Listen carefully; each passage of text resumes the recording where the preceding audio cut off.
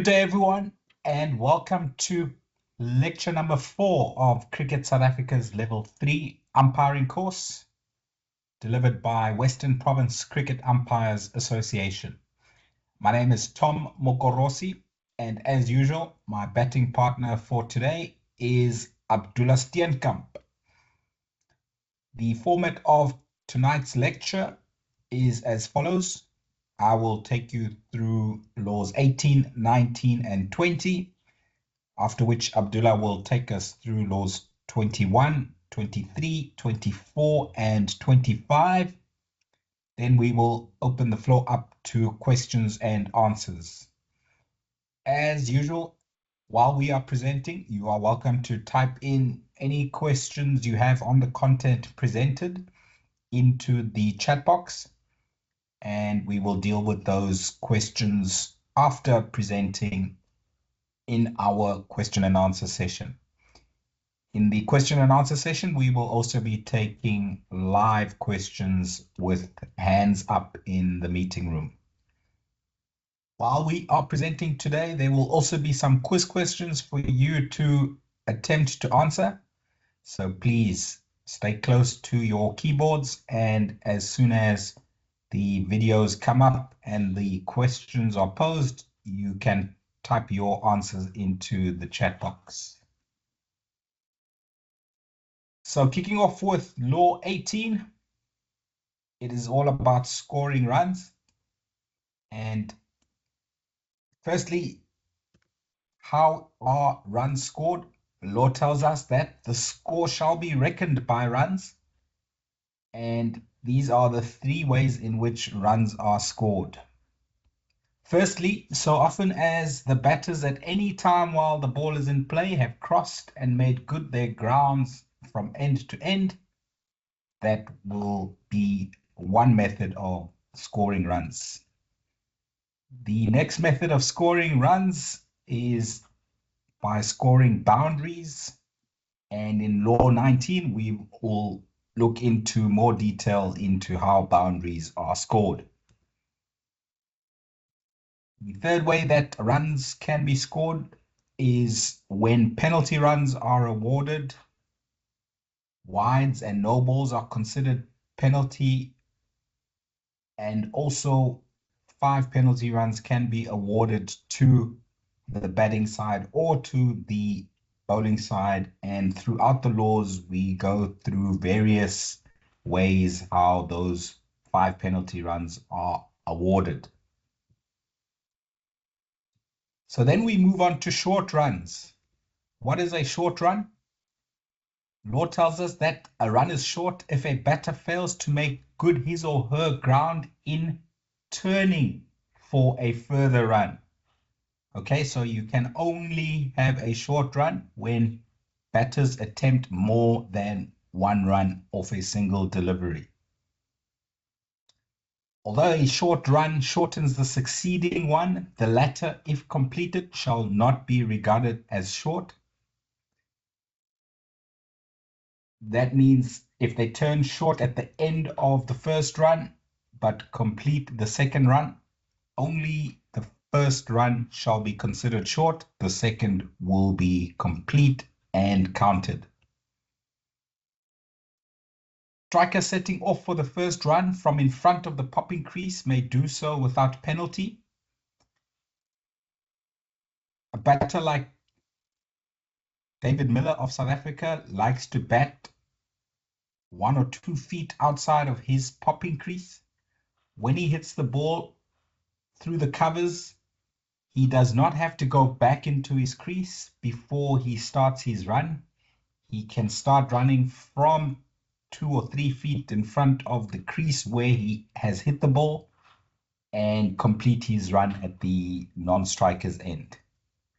So that is what the law is teaching us in point number 2 here. There are 2 types of short runs: an unintentional short run and a deliberate short run. Let's talk through unintentional short runs first. If either batter runs a short run, the umpire shall consider The umpire concerned shall call and signal short run when the ball becomes dead, and that run shall not be scored. So it is the umpire at which the run is short that will signal short run while the ball is in play, and that signal and call is for the players on the field. If after either or both batters run short, a boundary is scored, the umpire concerned shall disregard the short running and shall not call or signal short run. So if the ball goes to the boundary, no need to call and signal short runs. If both batters run short in one and the same run, this shall be regarded as only one short run and not two short runs. If more than one run is short in a particular delivery, all runs called as short runs shall not be scored. So if they attempt 3 runs and 2 of them are short, then only 1 run shall be scored. If in that scenario there's been more than 1 short run, the umpire shall inform the scorers the number of runs to be scored. So this is quite tricky. If you do not have a radio to communicate with the scorers, then you must ensure that at the next interval when you go off the field that you communicate and check that the scorers understood that there were 2 short runs on a particular delivery. They attempted 3, so only 1 should be scored.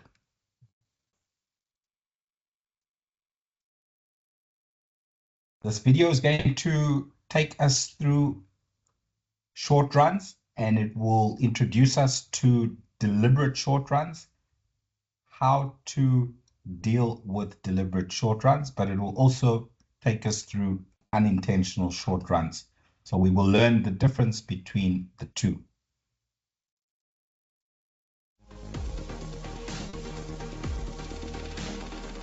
Just bear with me while I sort out the sound. Hello guys.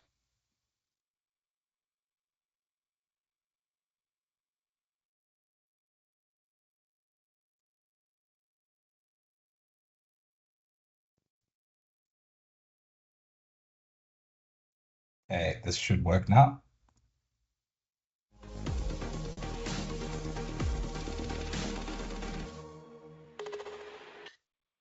Hello guys, welcome to my channel. This video is a new addition to the analysis series. Let's get started.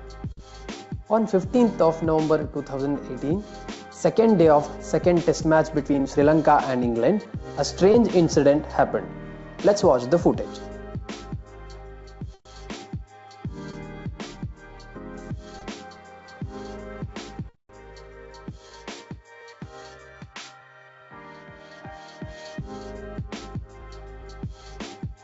Looks like a normal short run case, isn't it? Well, that's not the case. Let's see what umpire's decision was.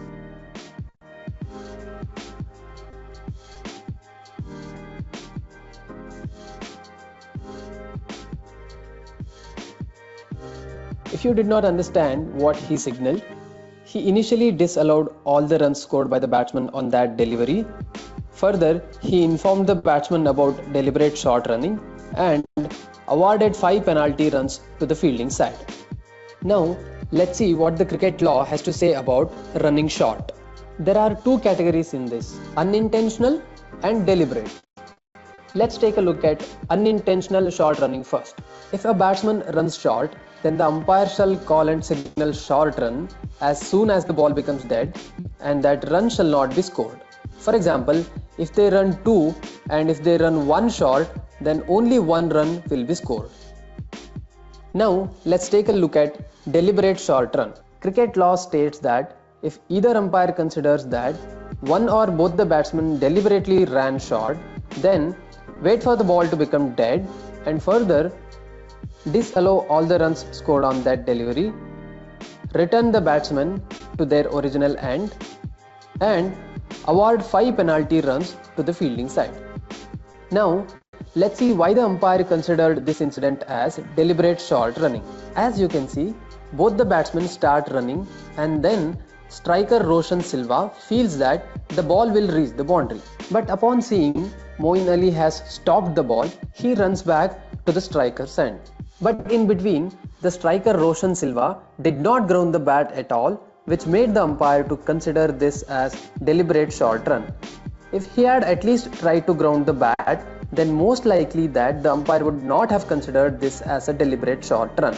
5-run penalty for this feels a bit harsh, isn't it? Now let's see why exactly this law exists. In an IPL match between Mumbai Indians and Kings 11, while chasing 231, Mumbai Indians needed 16 runs of the last over.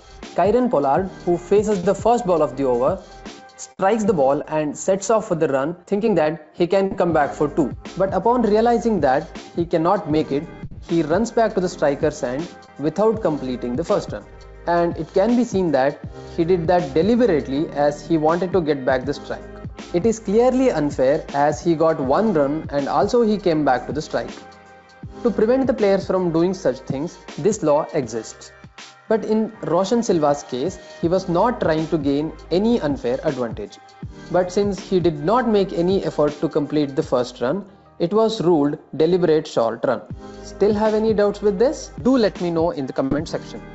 If you like the video, then hit the like button and share with all your friends. If you have not subscribed yet, then don't forget to subscribe for more such contents. Okay, so we've seen now the difference between a deliberate short run and an unintentional short run, and how to deal with both. Our first quiz question for today is based on a match in the Bash League in Australia a few years ago, and it is 2 questions. 18.1, how many runs are awarded or scored by the batting side in this scenario? 18.2, how many runs are awarded to the fielding side, if any, in this scenario? So watch carefully and type into the chat box 18.1, how many runs are scored by the batting side, if any? 18.2, how many runs are awarded to the fielding side, if any? Here's the scenario.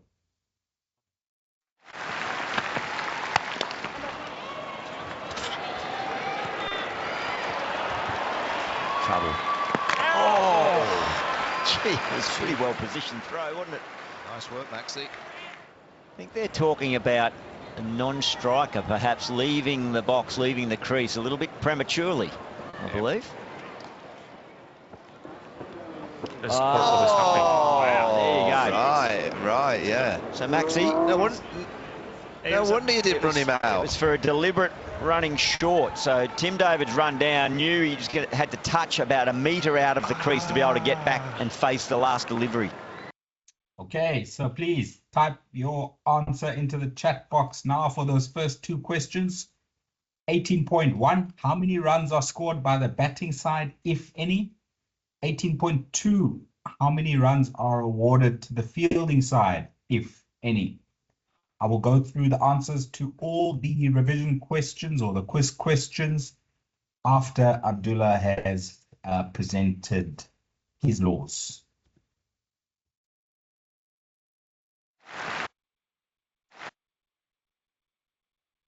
So this is how we deal with deliberate short runs. When the ball is dead, the umpire who has seen the deliberate short running shall call and signal short run and inform the other umpire of what has occurred. Then the bowlers and umpire shall disallow all runs to the batting side. And that's what Murray Rasmus was doing when he made the dead ball signal. We then need to return any not out batters to his or her original end. If there was a no ball or a wide, we signal those accordingly. And very importantly, Because of deliberate short running by either or both batters, we award 5 penalty runs to the fielding side. We need to inform everybody and we need to report the matter at the end of the day's play. The International Cricket Council has added an extra bit of punishment for this particular offense. It is not yet written into the laws of cricket, so that is why it's not in the slides that we are presenting.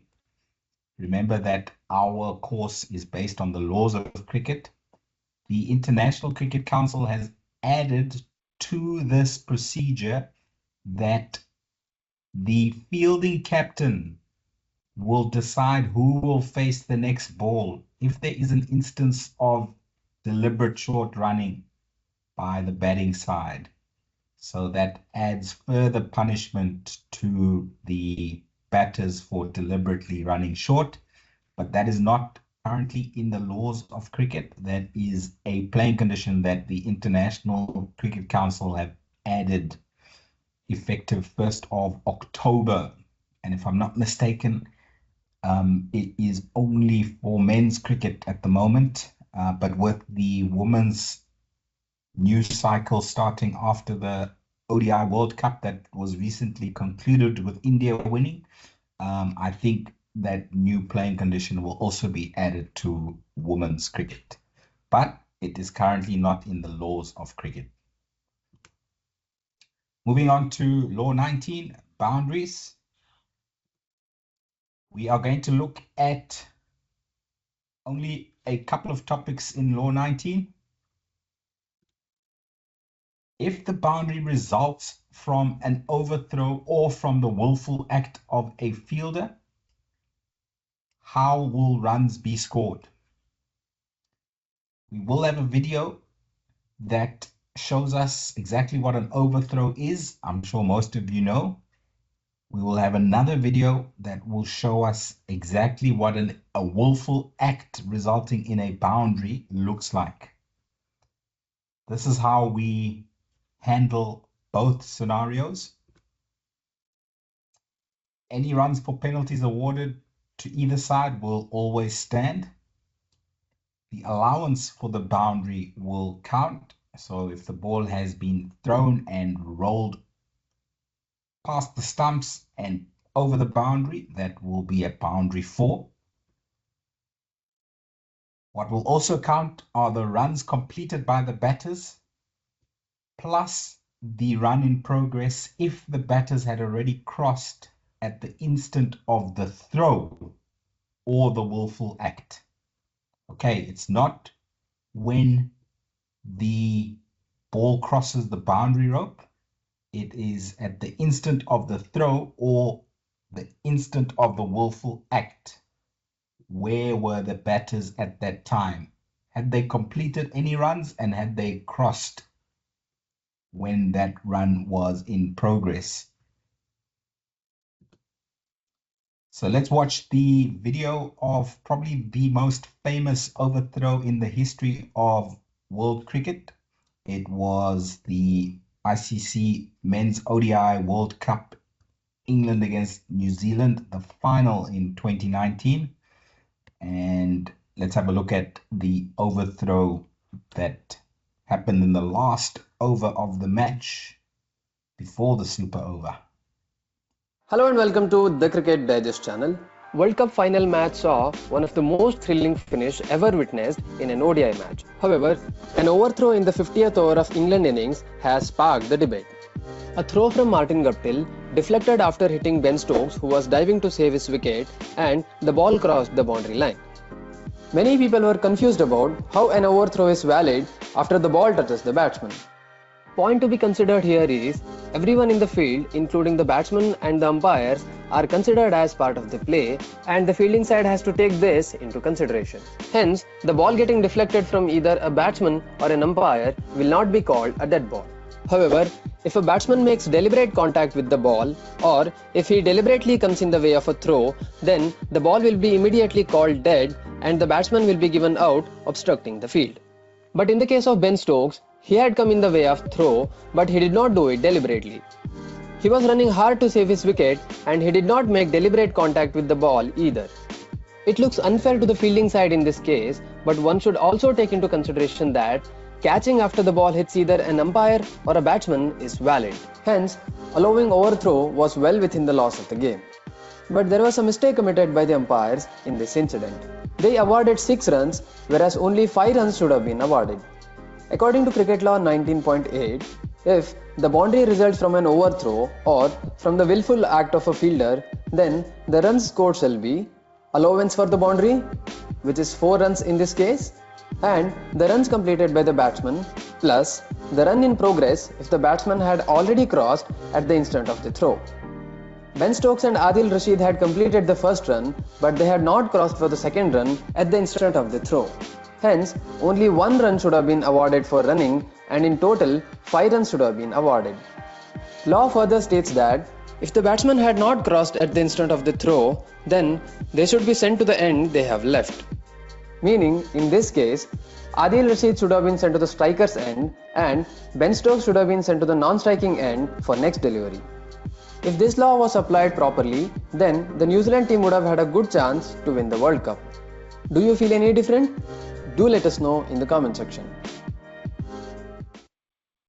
So lesson learned there by all of us is we need to know our laws and we need to apply them in pressure situations. So come together, discuss where the batters were at the instant of the throw, and you will be able to come to the right conclusion.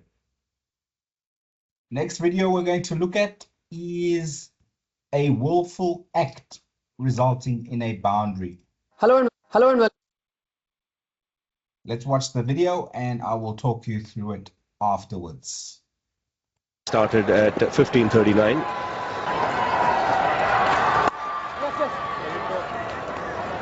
He calls for a single, but the Indians want the ball to go to the boundary.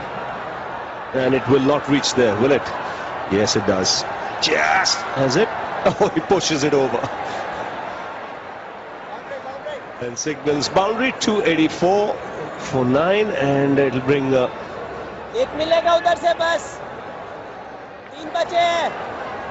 interesting here. Will that be 5, Robin? I think so. I think if you seem to deliberately kick the ball over.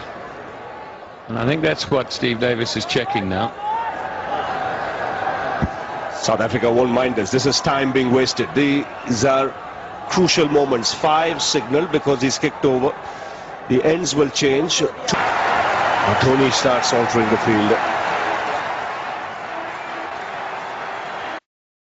So I'll play it again from the start and I'll talk you through it with the volume off. You can see at the bottom of the screen, Hashim Amla, South Africa's number 3 batter in this game, was batting with Morne Morkel, who was the number 11 batter. This was the last ball of the over. And Hashim Amla wanted a single and India wanted a boundary 4 so that they could bowl at Morne Morkel the start of the next over. So Virender Sehwag, seeing that the ball was not going to cross the boundary, gave it a little nudge with his foot, kicked it over the boundary, and that is deemed a willful act that resulted in a boundary. So how do we handle this scenario? We award the boundary 4 and actually give 5. So Steve Davis signaled 5 there. You should signal 5 with the back of your hand. It is not 5 penalty runs as written at the bottom of the screen. It is 5 runs to Hashim Amla. Why is it 5 runs? It's the boundary allowance of 4 plus the run that they had completed when the willful act took place. Obviously, they didn't attempt to run 2 or 3 or more runs. They just wanted a single so that Hashim Amla would be on the strike for the start of the next over. And so boundary 4 plus the one that they had completed before the instant of the willful act. That is how we get to 5 runs, not penalty runs, 5 runs. And of course, Hashim Amla faced the first ball of the next over. Right, now to finish up on Law 19, we have a boundary catch quiz question. And I want you to answer this quiz question based on the laws of cricket, not the ICC playing condition that has recently been changed. Is this a boundary 6 or is this out court?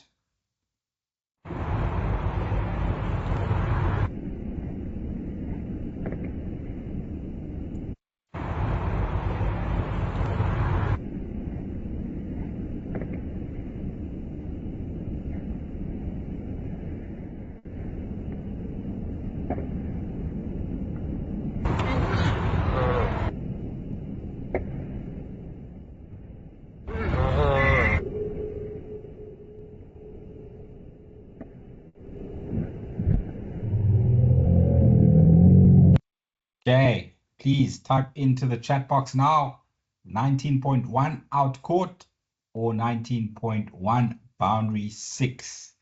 And I want you to base your answer on the current laws of cricket. They are going to be changed next year, April or October, I'm not quite sure. But currently they are not yet changed in the blue law book. Cricket South Africa's level 3 umpiring exam is based on the current law book. Please answer this question based on that law book. I will go through all the quiz question answers after Abdullah has presented his laws. Last law that I'm covering is Law 20, dead ball. There are 8 circumstances when the ball automatically becomes dead. Let's go through all 8 of them. When the ball is finally settled in the hands of the wicket keeper or of the bowler, it is automatically dead. Now this one is an interpretation law, because when do you consider the ball finally settled in the hands of the wicket keeper or of the bowler? Is there a specific amount of time that it needs to be in the wicket keeper or the bowler's hand? No, it is not based on time. It is based on the body language of the players. So have the fielding side considered the ball as dead? Have the batters at the crease considered that ball as dead? If all players on the field have considered the ball as dead and it is settled in the hands of the wicketkeeper or of the bowler, then yes, we will consider the ball as dead. When a boundary is scored, the ball automatically becomes dead. Nothing further can happen after this. When a batter is dismissed, the ball becomes dead. Nothing further can happen after this. In baseball, they do have what's called a double play, where you can get out 2 batters in the same delivery. In cricket, that is not possible. Why? Because of this law. As soon as one batter is dismissed, the ball automatically becomes dead. Nothing further can happen. Whether played or not, if the ball becomes trapped between the bat and person of a batter, or between items of his or her clothing or equipment, the ball automatically becomes dead. Whether played or not, if the ball lodges in the clothing or equipment of a batter or the clothing of an umpire, the ball automatically becomes dead. And we will have a nice video to show this law in action coming up shortly. If a player returns to the field of play without the permission of an umpire and comes within contact of the ball will automatically become dead. We will also award 5 penalty runs to the batting side. Good umpiring practice in this scenario, because most players don't know this law, is to call and signal dead ball and then explain to them that the ball has become dead because a player came back onto the field of play without the permission of an umpire and came into contact with the ball. If there's an instant of illegal fielding, then the ball automatically becomes dead when that illegal fielding takes place, and we will award 5 penalty runs to the batting side.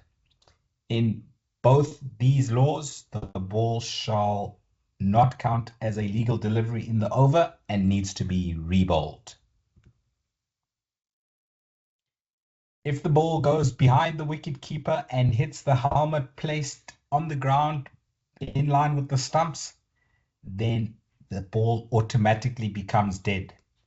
Even though most players know this law, it is again a good idea to call and signal dead ball, whichever umpire sees the ball hitting the helmet first, because most players won't see the ball hitting the helmet. So to communicate and make everyone aware that the ball has hit the helmet behind the wicket keeper, either umpire shall call and signal dead ball. Lastly, when the match is concluded, the ball is automatically dead. Nothing further can take place. So here is a video of one of the laws we've just seen on the previous screen. What a comedian. So Yes, it got stuck in the pad. They're asking, and he's trying to catch it. And then he drops the ball.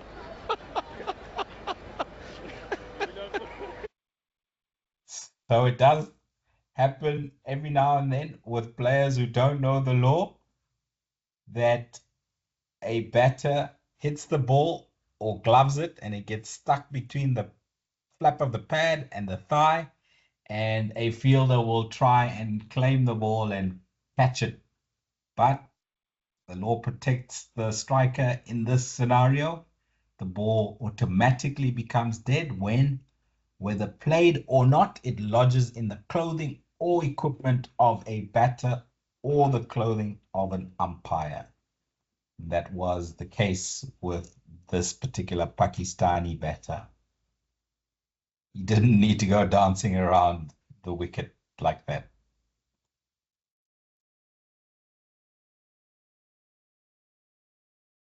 Very importantly, neither the call of over nor the call of time is to be made until the ball is dead. We need to watch, as I mentioned earlier, to see and confirm that all the players on the field have considered the ball to be dead before we consider the ball to be dead as umpires. Whether the ball is finally settled or not is a matter for the umpire to decide. Okay, it's the bowler's end umpire who needs to be sure that both the fielding side and batters at the crease have ceased to regard the ball as in play before the umpire can consider the ball as dead. Now, quiz question 20.1 tests your judgment or interpretation of a ball being dead or not. Let's watch the video, and you need to type into the chat box afterwards, out, run out, or not out. Was the ball dead? Let's have a look at the video.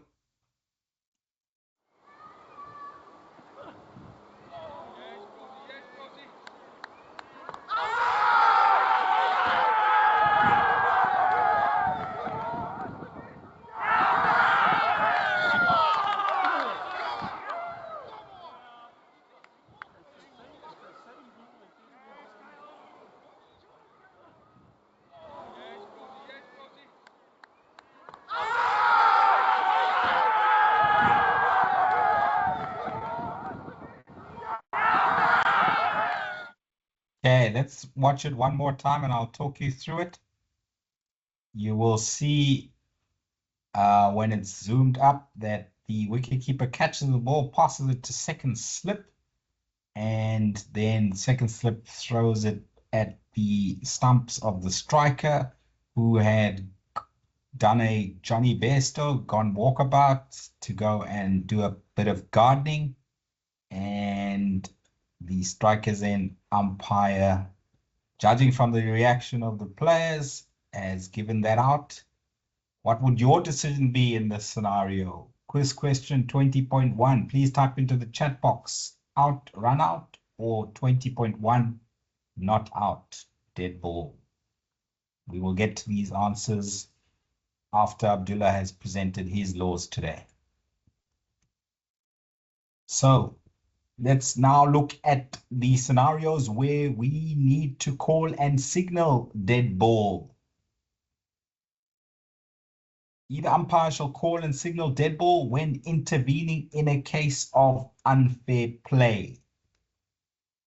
If there is a possibly serious injury to a player or an umpire, then we need to call and signal dead ball.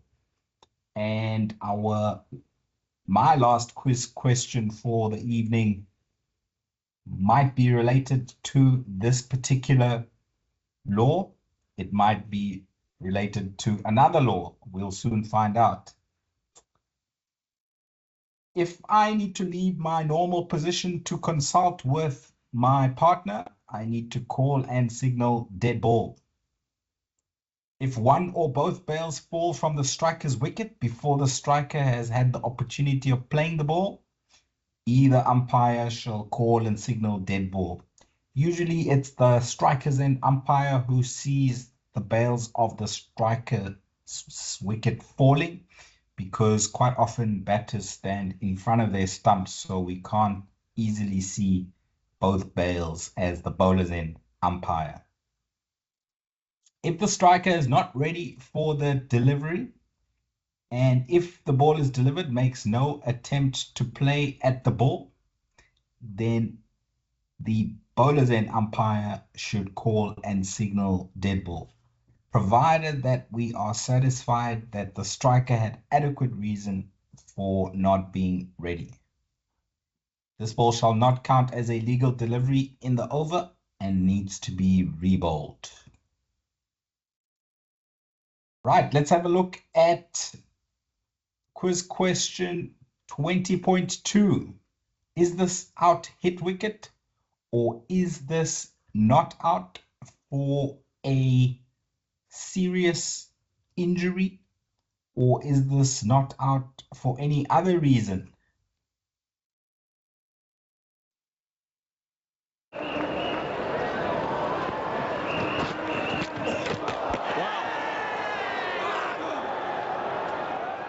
It's hit his helmet, and I just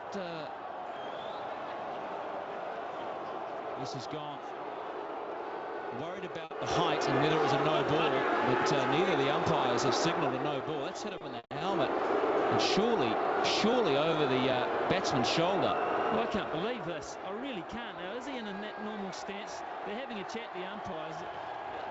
This is hitting fair on the side of the helmet in a normal stance.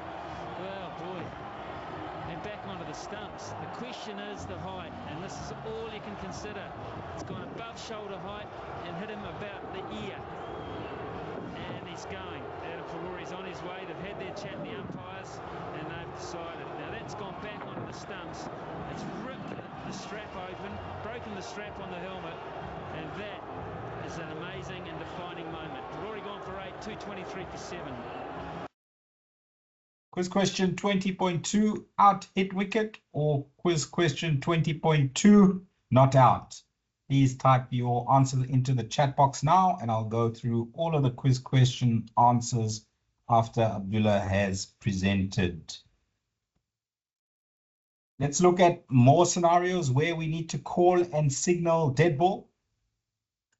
If the striker is distracted by any noise or movement or in any other way while preparing to receive or while receiving a delivery, the bowlers and umpire shall call and signal dead ball. This shall apply whether the source of the distraction is within the match or outside it. The ball shall not count as a legal delivery in the over and needs to be rebowled. If there is a deliberate attempt to distract the striker, or if there is a deliberate distraction, deception, or obstruction of either batter, either umpire shall call and signal dead ball.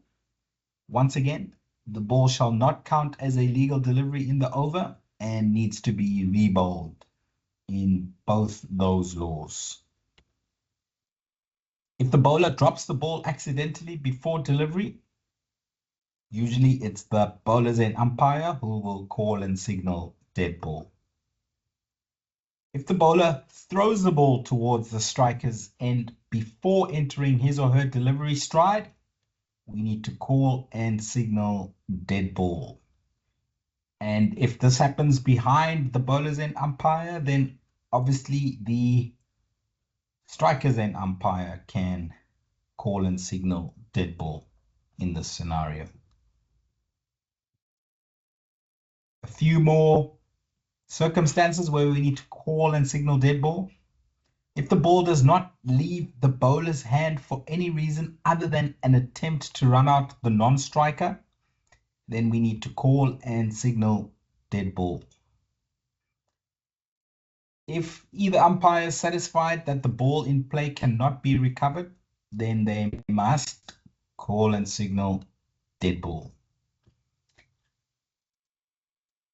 If either umpire considers that either side has been disadvantaged by an unauthorized person, animal, or object within the field of play coming into contact with the ball, then we need to call and signal dead ball.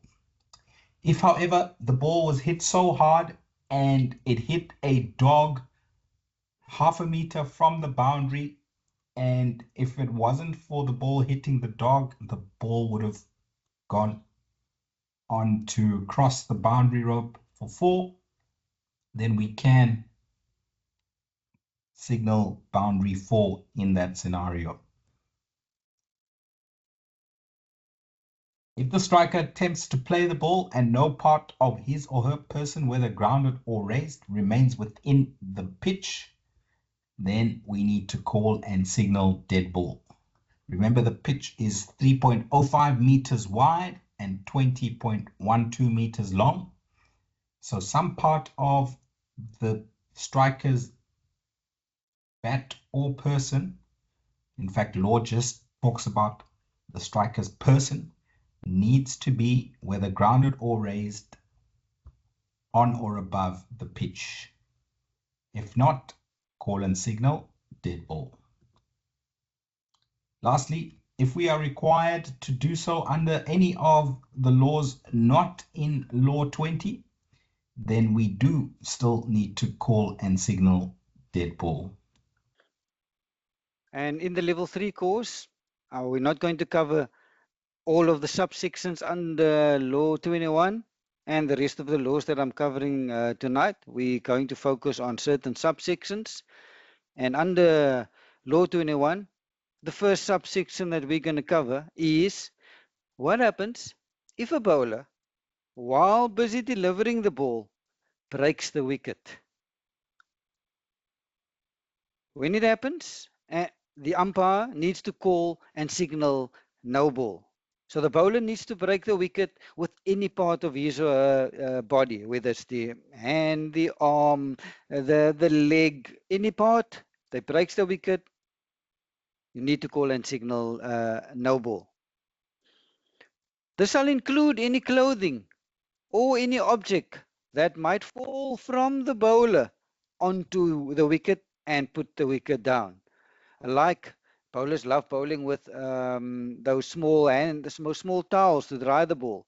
If that towel, while tucked into the waist, while the bowler is delivering, comes loose, falls onto the wicket, put the wicket down, umpire to call and signal, no ball. So what happens if a ball bounces more than once? And the emphasis on bouncing more than once, or rolling along the ground before reaching the popping crease. Umpires need to intervene by calling and signaling no ball. The striker's end umpire, he or she would be in the best position to make this call because that umpire has a side on view. But if the ball should bounces more than once, and again emphasis on more than once, and before reaching the popping crease. So if it bounces a second time before reaching the popping crease, you need to call and signal no ball. Or if it bounces a third time before reaching the popping crease, you need to call and signal no ball. So technically, ball is only allowed to bounce once before reaching the popping crease. If not, you need to call and signal no ball. So what happens if the ball bounces once and it bounces a second time after the popping crease? What do you then do? That would be a fair delivery. Why? Because the law's clear, tells us if it bounces a second time or third time before reaching the popping crease. And that's why if it bounces a second time, you need to call and signal no ball. But if it bounces a second time after the popping crease, that would be a fair delivery. Also, if a ball was delivered and then suddenly it starts rolling along the ground towards the batter, please intervene, strikers in, intervene by calling and signaling no ball. So if it rolls along the ground before reaching the popping crease, call and signal no ball. And then lastly, if a ball pitches totally, wholly, or even partially off the pitch before reaching the line of the striker's wicket. So when it comes to pitching off the pitch, the line that you need to look at is the striker's wicket and not the popping crease. When do you look at the popping crease? If a ball bounces more than once, or if it rolls along the ground, that's where your guiding crease is, the popping crease. But when it comes to pitching totally or partially off the pitch, now you need to look at the bowling crease. And the laws tell us pitches wholly or partially off the pitch. So how wide is the pitch? 3.05 meters. Lots of players, coaches, they think if the return crease, that is where we judge. So if it just pitches outside the return crease, you need to call and signal a no ball. So no, you don't look at the return crease because the length of the bowling crease is 2.64 meters, and that's where you draw your two return creases. But that's 2.64 meters. The width of the pitch is 3.05 meters. So that is where you need to look at. Is it totally or partially off the pitch? So what happens if a ball gets delivered? And now, let's say it starts rolling towards the batter, but now it stops before reaching the striker's wicket. So this ball delivered, it rolls, and it stops. What do you then do? The law tells us, please intervene by calling and signaling no ball and dead ball. So there's two calls that you need to make, and these two calls needs to be like a split second from each other. It's like no ball, dead ball, quickly, no pause, quickly after each other. So the difference between this example and the previous one is the ball that was delivered, it rolls along the ground towards the striker. So this, if you look at the second bullet point, the ball that was delivered, and it's still on the move and rolling along the ground towards the striker. And if it rolls along the ground before reaching the popping crease, you need to intervene by calling and signaling no ball. So now in point 8, 21.8, yeah, the ball was delivered, but yes, it rolls along the ground, but it comes to a standstill before reaching the striker's wicket. And if it stops, intervene by calling no ball and immediately calling dead ball. Also, if a ball that was delivered now goes off the pitch and the striker then needs to leave the pitch to play at the ball, intervene, please. How do you intervene? By calling and signaling no ball and dead ball. It's quickly after each other. So the law always wants the striker to be on the pitch while playing at the ball. Some part of the bat or person needs to be on the pitch. If not, if the striker do leave the pitch, and in this example the ball was delivered and now it goes off the pitch and now the striker follows it, trying to go hit it off the pitch, intervene by calling no ball and dead ball immediately. What happens if a fielder intercepts a ball? So if a ball that was delivered and the ball makes contact with the fielder's person, any part of the person, before the ball makes contact with the striker's bat or person, or before it passes the striker's wicket, please intervene by calling and signaling no ball and dead ball immediately. Again, 2 calls made within a split second of each other. No ball, dead ball, quickly. So an example of this is where a fielder intercepts a delivery, spinner bowling, silly point under the helmet, and the spinner delivers. The ball is a bit wayward, goes against the silly point's foot. So as soon as the ball touches the silly point's foot, before it made contact with the striker's bat or person, you need to intervene by calling and signaling no ball and dead ball. At times you can find of a single delivery there be a no ball and a wide. So who's boss? The law tells us no ball is boss. So you'll ignore the wide and you call and signal no ball. How can you be dismissed of a no ball? 3 ways. Firstly, hit the ball twice. Secondly, obstructing the field. And lastly, a run out. So as soon as no ball is called, and there's a total of 9 modes of dismissals, but as soon as no ball is called, these are the only 3 ways where either batter can be dismissed. Question 21.1. So you, the bowlers in umpire, and in the chat box, I want you to write down what signals you are going to call and make. I'll play the video 2 times. So all I want is, what should the bowlers and umpires signal in this scenario? Okay, let's have a look.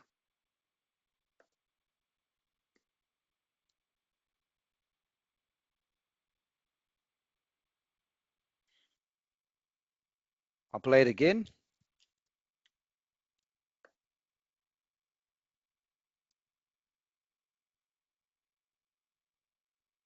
So in the chat box, what signals should the bowlers and umpire make?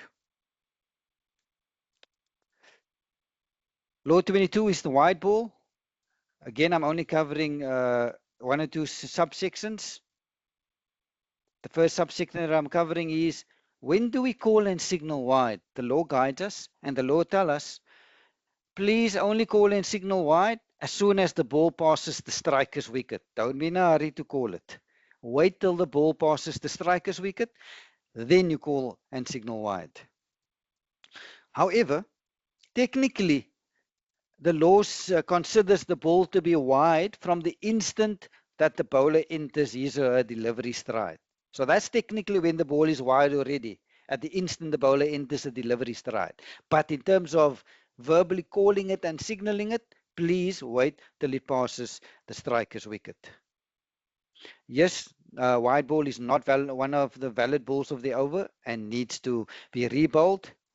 And then lastly, how can you be dismissed of a wide? Again, in total, there are 9 modes of dismissals. But as soon as wide is called, you can only be dismissed as follows: hit wicket, obstructing the field, run out, and lastly, stumped.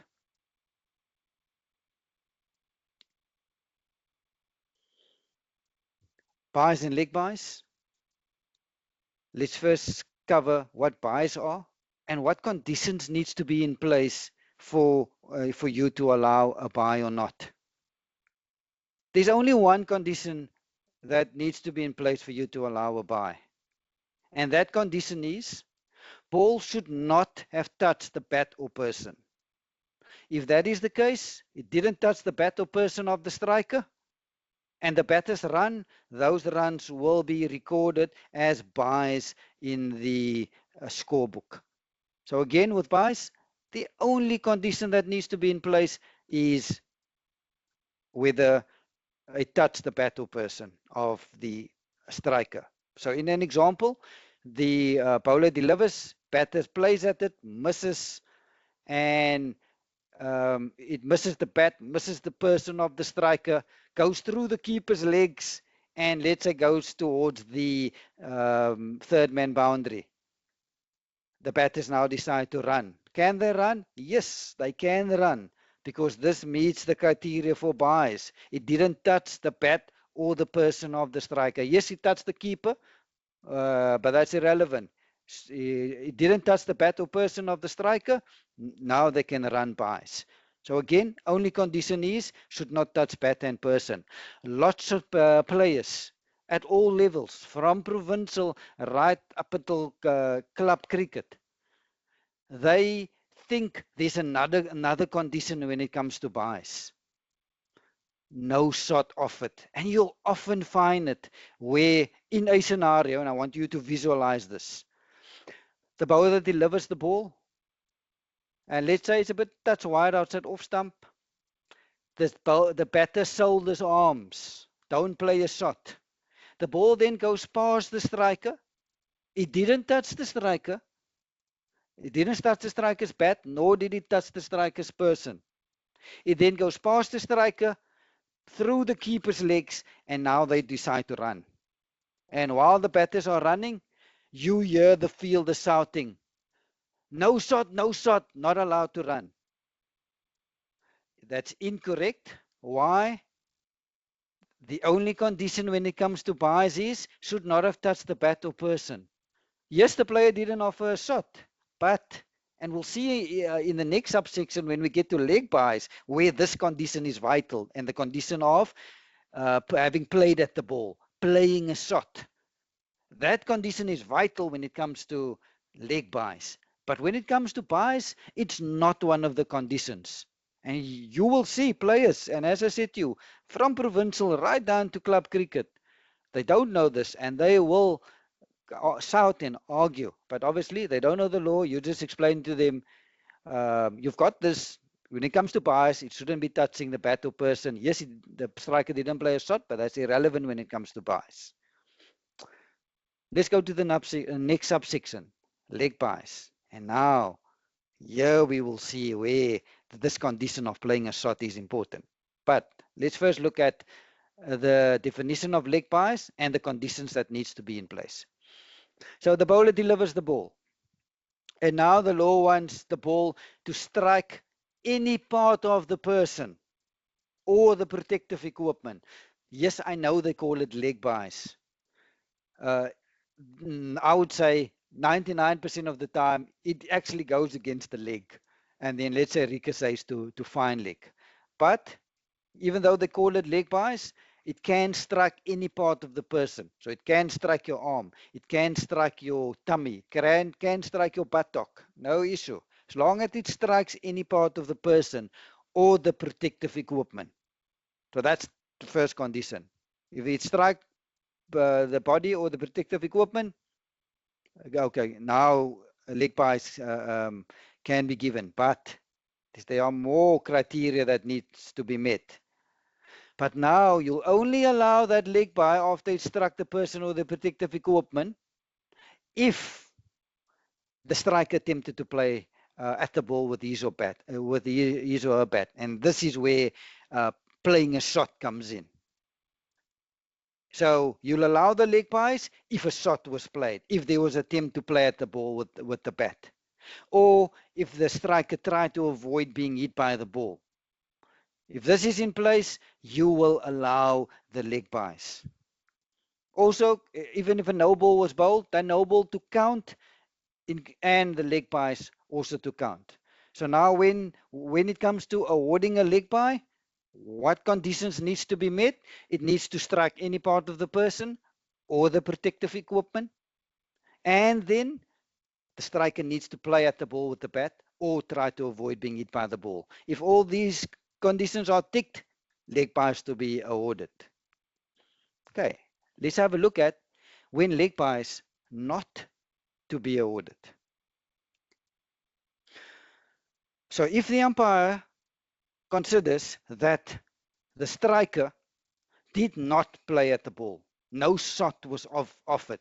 If that is the opinion of the umpire, happy that there was no attempt to play at the ball, or the striker did not try to avoid being hit by the ball, the law now tells us leg buys not to be awarded.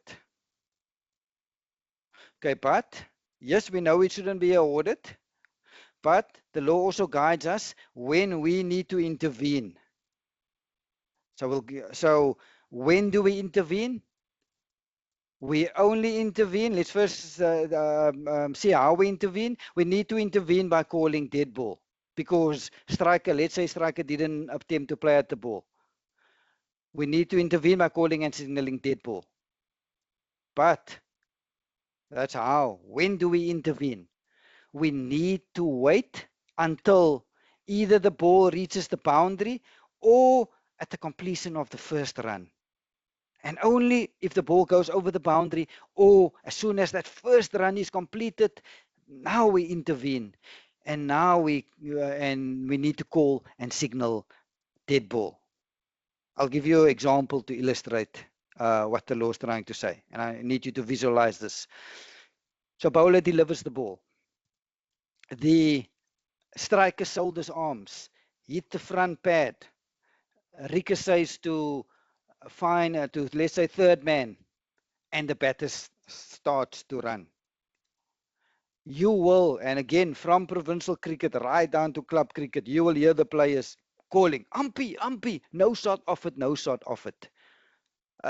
Yes, players, I've got this, but the law only wants me to intervene after the completion of the first run or if the ball reaches the boundary. So in my scenario, no shot offered, ball hits the pad, ricochets to third man. So scenario one, as soon as the ball goes over the boundary, now I intervene. Now I say, dead ball. I call and signal dead ball. That boundary not to count. We'll see later on, there are more steps that we need to follow. But for now, what I want to bring across is we only intervene as soon as the ball reaches the boundary or at the completion of the first run. So in scenario 2, bowler delivers, hits the pad, ricochets to fine leg this time. The batter now starts to run. Don't intervene yet. Wait till they complete that first run. So as soon as they complete the first run, so striker gets to behind the popping crease at the bowler's end, and the non-striker now gets to behind the popping crease at the striker's end. So as soon as that first run is completed, now you intervene. And how do you intervene? You need to call and signal dead ball. So now we've just heard that leg buy should not be awarded. So there are more things that the bowlers and umpire needs to do. So yes, they took a single, but we should not be allowing that single that they took. All runs to be disallowed. So even if the ball goes over the boundary, that boundary 4 not to be allowed. Because striker didn't offer a shot, hit the pad, we will not give that boundary 4. So disallow all runs. That's the first thing. return any not out batter back to their original end. So in this scenario, and I'll give you a third scenario where a batter actually gets dismissed. But for now, in this scenario where a ball hit the pad, no shot, ricochet to fine leg, and finally picked it up. As soon as they completed that first run, you intervene by calling and signaling dead ball. You then need to disallow that run, that one run not to count. You then need to tell the batters, you need to go back to your original ends. If there was a no ball, that no ball to apply, and then award any 5 penalty runs that applicable, and there is one exception, except for penalty runs under 28.3, if the ball hit the helmet belonging to the fielding side that was placed behind the keeper. I'll get back to bullet point 4. Let's just complete my my third scenario where it hit the pad, it batter didn't offer a shot, ricochets to fine leg picks it up, they complete the signal, I intervene by calling and signaling dead ball, I send the batters back to their original ends, disallow the run. Yes, the ball will count as one for the over, but the run's to be disallowed. Batters back to the original end. If there was a no ball, we'll signal it. Next scenario. Bowler delivers the ball, hits the pad, and striker did not offer a shot. And let's say it ricochets to short third man. And the batters now decides to run. Cover point, runs around, picks up the ball, size at the stumps at the wicket keeper's ends, hit the stumps directly, and the non-striker is 2 meters outside the outside the ground, i.e. did not ground anything behind the popping crease when the wicket was put down. So now what happens? So now this is why the law only wants you to call and signal dead ball as soon as they excuse me, as soon as the batters completed that first run. So in this scenario, they were still busy with the first run. The first run was not completed. The non-striker was 2 meters from the popping crease. So hence the first run not completed yet. So now the law allows the fielding side or gives the fielding side the opportunity to run out either of the batter while they're busy with that first run. It's not the law's problem that the batters didn't know the law and they're not supposed to run. It's not their problem. And if they do decide to run, the law gives the fielding side the opportunity to run out either of the batter. But this window is only open while that first run is still ongoing. As soon as they complete that first run, that window closes. And then the ball becomes dead. And even if it hits the stumps, ball is dead, not out. But while that first run is not completed, the window to run out either batter is still open. And in my example, where got hit to no shot offered, hits the pad, get a ball ricochet to short third man, cover picks up, size at the wicket keeper's end, hits the stumps, non-striker 2 meters from the popping crease. Huge appeal, you the strikers in umpire will give the non-striker out, run out. Ball still alive, ball is not dead yet. It only becomes dead as soon as the batters complete that first run. Last example, when it comes to leg byes not to be awarded, and here I want to focus on the fourth bullet point. Here the law tells us we to award any 5-run penalty that is applicable. And there is one exception. And that one exception is if the ball should hit the helmet that was placed by the fielding side behind the keeper. I'll give you an example to illustrate what the law is trying to tell us. So visualize the following. Bowler delivers the ball. The batter shoulders arms, i.e. don't play a shot. it hits the pad, it then, or let's say it just clips the pad, but it still hit the pad. It then goes past the keeper and hits the helmet that was placed behind the keeper. So now what happens? So usually, what happens if the ball hits the helmet behind the keeper? Usually, as soon as the ball hits the helmet behind the keeper, the ball automatically becomes dead, and we need to give 5 penalty runs to the batting side. That is usually if the ball hits the helmet behind the keeper. But there are instances in the law, there's 5 of them, this is one of them. And only in these 5 instances, with this being one, where leg bye is not to be awarded, if the ball should hit the helmet that was placed behind the keeper, you will not be awarding those 5 penalty runs.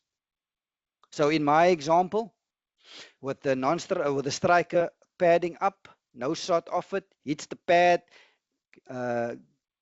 goes past the keeper, through the keeper's legs, hit the helmet behind that was placed behind the keeper. So usually, as soon as the ball hits the helmet, we will give 5 penalty runs. But in this case, because the striker didn't offer a shot, and it hit the pad, and then it ricochets and hit the helmet behind the keeper, you will not be giving those 5 penalty runs. Yes, as soon as the ball hit the helmet, it will become dead. But those usual 5 penalty runs that will give to the batting side, in this instance, you will not be giving it to the batting side.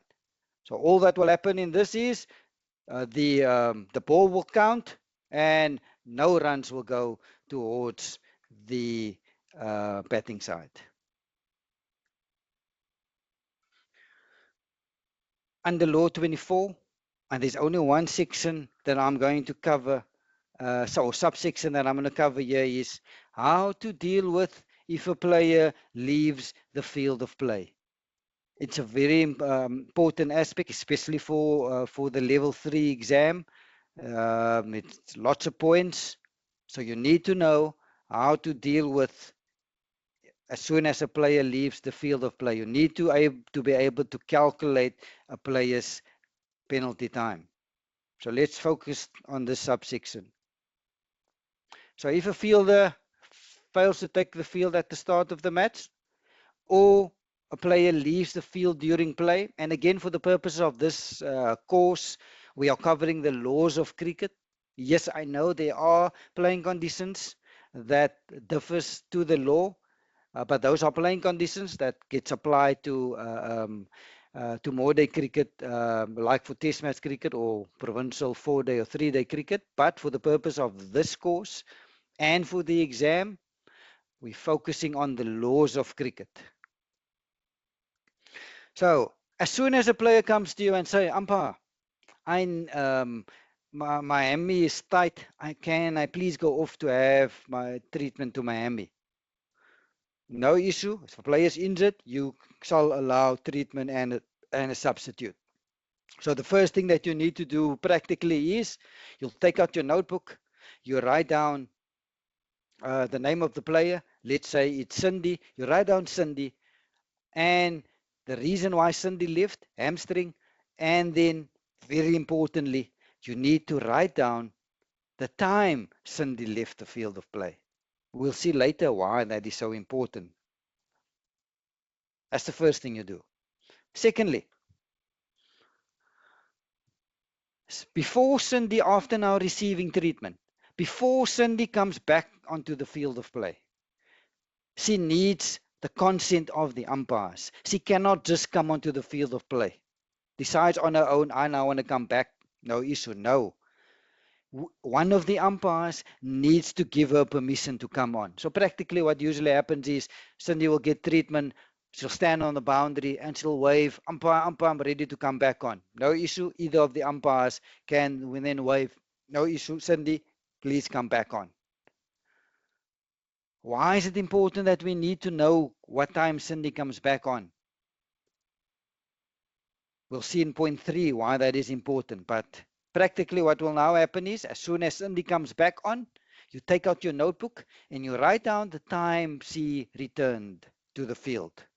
let's just use round numbers to illustrate how the basic penalty time works. So Cindy came to you 10:30. Umpire, I need to have my hamstring checked out. She goes off. She comes back at 10:40. She waves to you at the edge of the boundary. You wave to her, come on. You take out your notebook, left at 10:30, came back at 10:40. Now she's back onto the field with the consent of the umpires. And we'll see later in this law, and it's vital that players do let you know when they come back, because there's quite a harsh punishment. I wouldn't say harsh, but it's a stiff penalty if players do come back without informing you. And I'm referring to a player that was injured, left the field to get treatment, and now came back without your consent. This is a stiff penalty, and we'll go through it later on. But for now, yes, he got permission. 10:40 he came back. So now you need to calculate how long Cindy was off. So Cindy was off, left at 10:30. She came back at 10:40. So how long was she off? 10 minutes.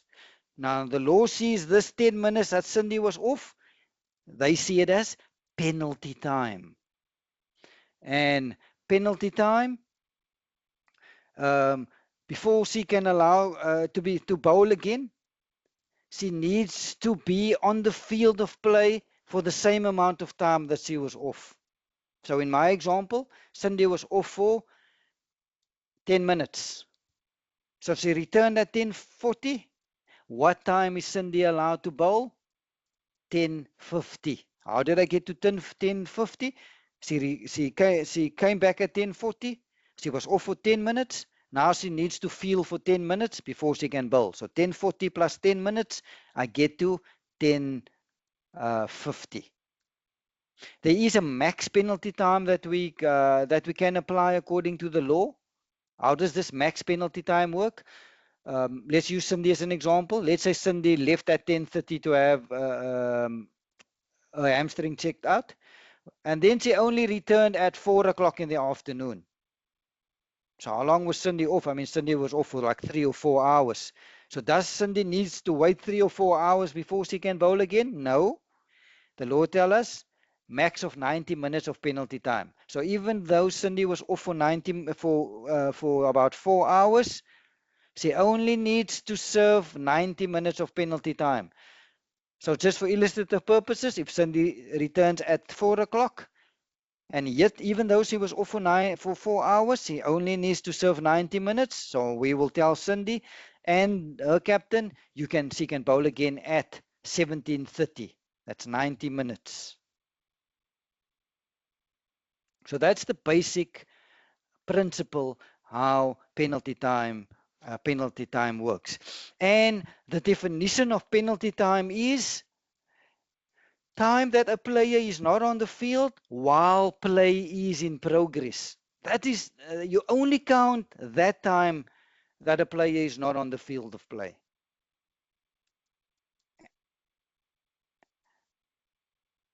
If a player leaves the field before having served all their penalty time doesn't disappear.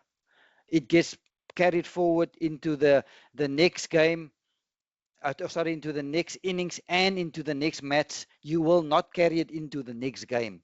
But lots of players think, our penalty time on day one, come day two, I have a clean slate. No. It gets carried forward into the next day. So if they owe 60 minutes, they need to wait 60 minutes on day two before they're allowed to bowl. You often find players going on and off. Law is clear. They need to serve the penalty time before they allowed to bowl. Now, point 5, importantly, scheduled intervals. What are examples of scheduled intervals? I'll give you 4. Your lunch, your 40-minute lunch, your 20-minute tea, your 10-minute change of innings interval, your drinks interval. Those are 4 examples of scheduled intervals. So now the law tells us scheduled intervals. does not get added as unserved penalty time, now will it count, nor will it count as penalty time served. I'll give you an example to illustrate this. Again, I'm just using round numbers just for illustrative purposes. Let's say Cindy leaves the field at 11:30 and lunch is at 12 o'clock. So Cindy left at 11:30, lunch is at 12 o'clock. We know lunch is 40 minutes, so lunch will be from 12 till 12:40. So at lunchtime, Cindy left at 11:30. When lunchtime started, how many penalty time does Cindy owe us? 30 minutes. So now lunchtime being from 12 to 12:40, 12:40, everyone returns to the field, including Cindy. The captain now asks you when Cindy can bowl. What are you going to tell the captain? You're going to tell the captain, with play restarting at 12:40, Cindy owes 30 minutes of penalty time. So she can bowl again at, if lunch restarted at 12:40, Cindy can bowl again at 13:10. So how did I get 30 minutes of penalty time? She left the field at 11:30 and lunch was taken at 12 o'clock. So that's 30 minutes. Now there was a 40-minute lunch interval. You do not add this 40-minute lunch interval to time that's Cindy penalty time. So you cannot be doing at the end of lunch, which is 12:40, you cannot now tell the captain Cindy owes 70 minutes. You cannot say 30 minutes plus the 40-minute lunch adds up to 70, so Cindy owes 70. No, that's incorrect. The 40-minute lunch interval is a scheduled interval. No play was in progress. Everyone was enjoying lunch. So you cannot be counting it for or against a player that owes penalty time. The definition of penalty time is time that a player was not on the field while play is in progress. So many years ago, players used to abuse the law, this particular law. Players would fake an injury just to get a bit of time off, just to go put their feet up, just to go have a shower. So the lawmakers recognized this, that players were faking injuries, abusing this law just to get their feet up. So they, tightened this law. And we've just covered the changes that they've made, how they tighten this law. They allow you to go off, no issue, but you need to serve that penalty time before you're allowed to bowl again. But the lawmakers also recognize that sometimes there are instances where things happen and players didn't fake it. And there are instances where penalty time not to be incurred. Something happens and a player does not have to serve any penalty time. What are those instances? Firstly, if a player suffers an external blow, and the emphasis on external blow, there needs to be a blow happening. I'll give you an example now. So if a player suffers an external blow and left the field and come back later on, player does not have to serve any penalty time. Let me give you an example to illustrate what the law means. Let's use John this time. So John, spinner bowling, John is under the helmet, short leg. Spinner bowls a short ball. The striker pulls the ball straight into John's knee. John goes down. Physio comes on. John's knee starts to swell up. Physio tells us John needs to go off. I want to get some ice on it to get the swelling down. So let's say this happened at 10:30. So you'll write down John left the field 10:30. John came back at 11 o'clock after getting ice treatment. So John was off for 30 minutes. So does John have to serve any penalty time? And this is where the law comes in. And this is where this external blow comes in.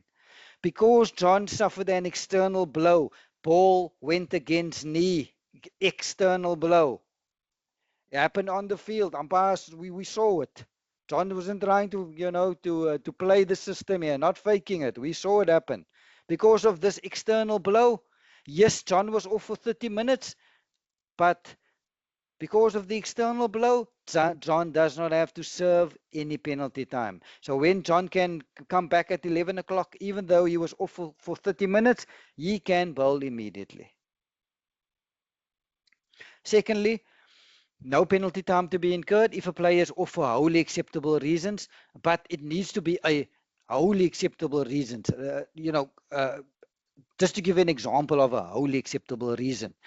In the Cricket South Africa provincial competition, you often find university students playing for a provincial side. And there are exams during June and November. So the November exams, smack bang in the middle of the cricket season here in South Africa. So let's say we play 4-day provincial cricket, starts on a Thursday and it ends on a Sunday. So Saturday, this particular player needs to write an exam at this tertiary institution. So the exam is from 9 till 12. So obviously, the player will needs to go write the exam. A player will probably only get to the field after 1. So now, even though the player was off the field for more than 2 hours, when that player, let's say the player returns at 1 o'clock, the law allows that player to bowl immediately, even though the player was off the field for more than 2 hours. But this was a wholly acceptable reason why the player was not on the field of play. Player wrote an exam at a registered tertiary institution. So this is seen as, this is just an example of a wholly acceptable reason. The last subsection under Law 24 that I'm going to cover, and then I'm going to cover just one subsection under Law 25, and then I'm going to go through penalty time examples. I'm going to show you how, go through an example. I'm going to show you also how to answer it in the exam. But let's just complete Law 24 first. I mentioned earlier that it is vital that if a player do go off the field of play to get treatment for an injury, that player needs to inform the umpires before they come back on. If that player do come back without informing the umpire, what is the punishment? The punishment is, as soon as that player touches the ball, that ball immediately becomes dead. And anything that happens after that is irrelevant. Additionally, the ball now became dead. 5 penalty runs to the batting side. More punishment. Completed runs to be scored, including the run in progress if they crossed when that player touched the ball. The ball also needs to be rebowled, not to count as one for the over. And we need to inform everyone and report this to the governing body. So you can see it's stiff penalty punishment if a player do come onto the field after receiving treatment without permission. So player needs to let you know. So vitally, soon as that player came back on, didn't let you know, touches the ball, as soon as they touch that ball becomes dead. Anything that happens after that is irrelevant. That's why runs completed to count. So let's say they completed one run and they're busy with the second, and they cross when the fielder touched the ball. So as soon as that fielder touched the ball, they crossed. That's when the ball became dead. The fielder then, picked up the ball, threw the ball in, went past the stumps, no one backing up. It then went over the boundaries for overthrows. So now everyone's looking at you. How many runs now? So now, if applying this law, as soon as that player touched the ball became dead, and anything that happened after that is irrelevant. Only what happened before that counts. So in my scenario, they were busy with one run, they completed one run. They were busy with the second, and they crossed on the second when the player picked up the ball. So as soon as that player picked up the ball, that's when the ball became dead. Yes, the player threw side at the stumps. Yes, the ball missed the stumps. Yes, it went over the boundary, but all that is irrelevant because as soon as the player touched the ball, it became dead. So only the 1 run completed to count plus the one that they were busy with because they crossed and the 5 penalty runs. So 7 runs in total. Only one subsection that I'm going to cover under Law 25 is I've mentioned that fielders needing to serve penalty time if they do go off before they're allowed to bowl. Similarly, batters and opening bats also used to abuse this law. What they would do is the side is 8 or 9 down, so they know the side is close to the innings being at coming to a close. So the opening bat would then go off, knowing he or she is going to bat soon, fake an injury, go off, and just to put their feet up or to take a sour. So now the law say no. If a player goes off, before they're allowed to bat, they need to serve that penalty time. There is a but, and I'll get to my but now. But let's just use an example to illustrate this. Again, I'm just using round numbers for illustrative purposes. So Gabby goes, Gabby is the opening bat. It is now 3 o'clock and side A is 9 down. So Gabby knows it's all close to, close to being going into bat. Gabby fake an injury. She tells the umpire, Miami, can I go off for treatment? Okay. Umpire then takes out book. Gabby off, hamstring, 3 o'clock. The 10th wicket fell at 4 o'clock. So how long was the Gabby off? 60 minutes. So now there'll be a 10-minute change of innings. Gabby is the opening bat of time of side B. So 10 past 4, Gabby will go out to bat. 10 past 4, the innings of side B will start. Can Gabby go open the batting? No, she cannot. Why? She was off from 3 till 4, 60 minutes. Gabby needs to wait 60 minutes before she can bat. So if the inning starts at 10 past 4, Gabby can bat at 17:10, 10 past 5. So yeah, opening bats or batters, you also need to serve your penalty time before you can bat. But there is a but. And what is that but? That but is the law allows for if a side lost 5 wickets, and it must be 5 wickets or more, then a batter can go bat even though they might still be owing penalty time. Let me give you an example to illustrate this but. I'll use again Gabby as an example. So Gabby left at 3 o'clock. The innings ended at 4 o'clock. There was a 10-minute change of innings. So the innings of side B started at 10 past 4. And seeing that Debbie owed 60 minutes, we will tell Gabby and captain, unfortunately, she's not allowed to open the innings. She needs to wait 60 minutes. She can only bat at 17:10. But the opening bowler takes a hat-trick in the first over. Side B is 5 for 3 in the first over. The second, next over, and then bowler number 2 takes 2 wickets of the first 2 balls. So after 8 balls, side B is 5 for 5. So now this is where the law comes in. If a side has lost 5 wickets, so these 5 wickets fell quickly. Let's say we now at inning started at 10 past 4. Let's say we now at 16:20. 5 wickets, 10 minutes, 16:20, the 5th wicket fell. So now the law allows Gabby to come back now. So even though the innings was only in progress for 10 minutes, so technically the Gabby still owes us 50 minutes.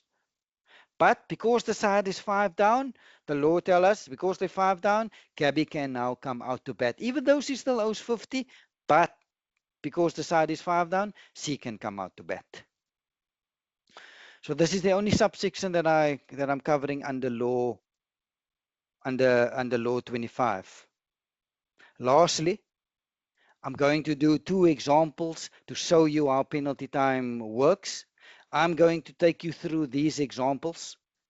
When we do our, in our last lecture, when we do our revision, I will then take you through more of these penalty time questions, as well as last hour questions, innings change in the last hour, raining in the last hour. We will do the calculations in our revision sections. That session will be interactive. We're going to go through examples, but you are going to answer those questions. So I'll take you through these examples, and I'll show you how the law works, and I'll also show you how to answer these questions in the exam. So usually these questions are a mouthful, lots happening. Break them up into smaller pieces. Don't do it in one go. You're going to confuse yourself. Break it up into smaller pieces. I'll show you when I do the answer what I mean by break it up into smaller pieces. And also, you see the question is 4 marks. So to get full marks in the exam, you need to show all your calculations. You cannot just show the answer. Even if the answer is correct, yes, you will get the answer is correct, you'll get 1 mark. But usually in the exam, these penalty time questions is about 5, 6, 7, 8 marks. You need to show all your calcs. The evaluator wants to see how you derived your answer, and that's where your marks lies as well. So please show all your calcs when doing these questions. So let's answer them. Firstly, let's look at the question. Let's break it up into smaller pieces. So Paul goes off with a groin stain at 10:48. The physio comes on, and Paul gets treatment, but then the physio said, I need Paul to leave. I need to give him some further treatment, on the physio table in the change room. So Paul left at 10:50. So now, yes, the injury happened at 10:48, but Paul only left at 10:50. So when does the clock start? The clock only starts at 10:50. So what happens with the 2 minutes from 10:48 till 10:50? That 2 minutes is seen as extenuating circumstances. The physio was busy treating an injury, and you'll take those 2 minutes into account when calculating the team's overrate. In test match cricket, teams needs to bowl a certain number of overs in a day. So we need to calculate the team's overrate. This is where that 2 minutes injury time will be taken into account. But importantly, the clock don't start at 10:48. The clock only starts at 10:50. Then there is a drinks break from 11:10 till 11:14. A 4-minute drinks break. And I mentioned previously, drinks breaks is a scheduled interval. Doesn't count as penalty time, nor do you need to take it off. But we'll see now how to handle it. And then Paul comes back at 11:40. So now he left at 10:50. Sorry, at 10:50. Yeah, he came back at 11:40, and there was a drinks break of 4 minutes from 11:10 till 11:14. So now when Paul returns, we need to, when Paul left, we'll take out our notebook and we wrote down 10:50. When Paul returns, we need to write down 11:40. We need to then take down how much time Paul was off the field of play. So in this instance, Paul was off for 50 minutes from 10:50 till 11:40. But while Paul was off the field of play, we know there was a 4-minute drinks break.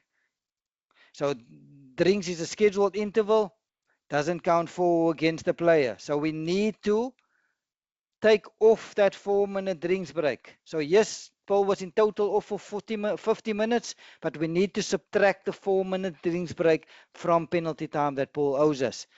So the net penalty time that Paul owes us is 46 minutes. How did I get 46 minutes? 50 minus the 4 minutes drinks break gives me 46 minutes. So when Paul returns at 11:40, I will tell Paul, you owe us 46 minutes. You need to wait 46 minutes before you can bowl. So then what happens? So now at 11:40, that is the message I relay to Paul and his captain. Then they tell us we took lunch at 12:20. So now, break it up into smaller pieces. Soon as lunch happened, 12:20, calculate how much penalty time Paul owes us. So Paul returned at 11:40 and he owed us 46 minutes. We took lunch at 11:20. So now there was play in progress from 11:40 till 12:20. So we had 40 minutes of play. So now what do we do with that 40 minutes of play? That Paul was on the field for that 40 minutes. So we need to subtract that 40 minutes from any penalty time that Paul owes us. So when Paul returned to the field at 11:46, Paul owed us 46 minutes. At 12:20, when we took lunch, Paul was on the field for 40 minutes. So now we need to subtract that 40 minutes from the 46 minutes that Paul owes us. So at 12:20, when we took lunch, Paul owes us 6 minutes. Lunch is 40 minutes, so lunch will be from 12:20 till 1300 hours. And we know lunch is a scheduled interval, will not count for or against Paul. You will not be adding it to Paul's time. So when play restarts at 1300 hours and Paul returned with the side onto the field of play and the captain asks you how much penalty time does Paul owe us, you're going to tell the captain, Paul owes us 6 minutes. So Paul can bowl again at 13:06. So break it up into smaller pieces, so all your calcs, and this is how you get full marks. If you only wrote the answer of 13:06, yes, it is correct, but you'll only get 1 mark. These are usually 5, 6 marks. We want to get 6 out of 6, 7 out of 7. We don't want to get 1 out of 7, even though the answer is correct. So all your calculations. Example 2, and the last example that I'm covering before handing back to Tom. So John pulls a hammy at 3 o'clock and he leaves the field. We took tea at 15:20. John only returned to the field at 15:50. Then there was a declaration at 16:10. And after the declaration, the captain now asked when John can bat. For 4 marks, you need to show all your calcs. Break it up into smaller pieces when answering these penalty time questions. So let's have a look. So John pulled the hammy at 3 o'clock. So you take out your notebook, you write down, John left the field, 3 o'clock. We now know tea was taken at 15:20. So from 1500 hours till 15:20 that John was not on the field was 20 minutes.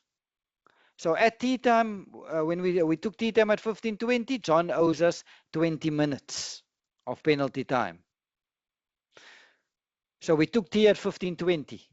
We know tea is 20 minutes. So how long will tea be? From 15:20 till 15:40. So everyone took the field at 15:40 or play restarted at 15:40. But John was not on the field when play restarted at 15:40. He was still getting treatment. He only returned to the field at 15:50. So when play restarted at 15:40, how much time did John owe us? 20 minutes. But he only returned at 15:50. So that was another 10 minutes that he wasn't on the field. So what must we do with that 10 minutes? We need to add that 10 minutes to penalty time that John owes us. Again, 15:20 till 15:40 is a scheduled interval, doesn't count for or against Paul. So as I said, John only returned at 15:50. So that was a further 10 minutes that John wasn't on the field. Play was in progress and he wasn't there. So we need to add that 10 minutes to penalty time that he owes us. So when he returned at 15:50, in total, he owes us 30 minutes. How did I get to 30 minutes? The 20 minutes that he owed at tea time, and then there was a further 10 minutes that he was not on the field. So 20 plus 10, 30 minutes that he owes us at 15:50. Then at 16:10, there was a declaration. So now we need to calculate at the declaration at 16:10, how much penalty time does John owe us? So from 15:50 till 16:10, that was 20 minutes. And we know the declaration happened at 16:10. 16:10 is a scheduled interval, will not count for against John. So John, remember, returned at 15:10. The declaration only took place at 16:10. So that was 20 minutes that John was on the field. So now John was on the field for 20 minutes. So we need to then subtract that 20 minutes from the penalty time that John owes us. So since John owed us 30 minutes when he returned at 15:50, we subtract that 20 minutes that he was on the field. So at 16:10, John owes us 10 minutes. So we know there was a declaration at 16:10 and a scheduled interval from 16:10 till 16:20. So John owes us 10 minutes. So the innings of the team will start at 16:20. So now John needs to wait 10 minutes before he can bat. And for that reason, with the innings starting at 16:20, John can only bat at 16:30, or if 5 quick wickets falls in that 10 minutes, then John can come out to bat. But I don't think it's not impossible, but I don't think 5 wickets falling in 10 minutes. Well, not impossible, but the law tells us if 5 quick wickets do fall and it's before 16:30, John can come out to bat. So again, with these penalty time questions, break them up into smaller pieces. Write down how you calculate every single step. Show your evaluator how you derived your answer, and that's how you get full marks. Tom, that's all I'm covering this evening. Thank you so much. Handing back to you. I am now going to take you through the answers to the quiz questions that we posed, and after that, we will go through the questions posed in the chat box while we were presenting. Question 18.1. How many runs are scored by the batting side, if any? Question 18.2. How many runs are awarded to the fielding side? Let's have a look at this video and I'll talk you through it afterwards.